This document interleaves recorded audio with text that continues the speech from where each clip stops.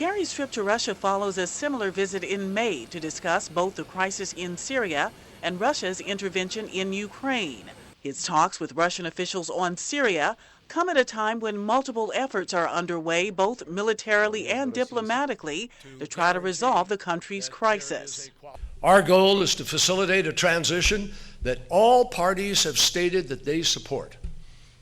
A unified Syria, a non-sectarian Syria, a Syria which will choose its own leadership in the future by an election that they have all agreed will be supervised by the United Nations.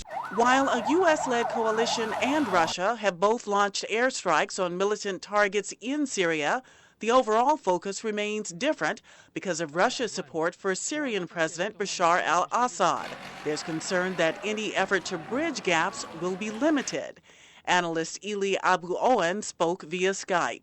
I hardly see any common ground between the Russian and the U.S. agenda in Syria, except for a very small window, which is the combating ISIS. In Ukraine, the United Nations says more than 9,000 people have been killed since unrest erupted between Russian-backed separatists and government forces in 2014.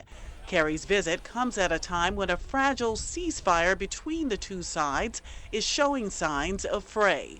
There's been an increase in incidents since the 1st of September, several hundred ceasefire violations on both sides, but predominantly on the Russian side. At a NATO foreign ministers meeting in Brussels this month, Kerry repeated a U.S. call for Russia to fully abide by a multinational agreement to halt the war in eastern Ukraine, including a withdrawal of heavy weapons from the country. Pam Dockins, VOA News, the State Department.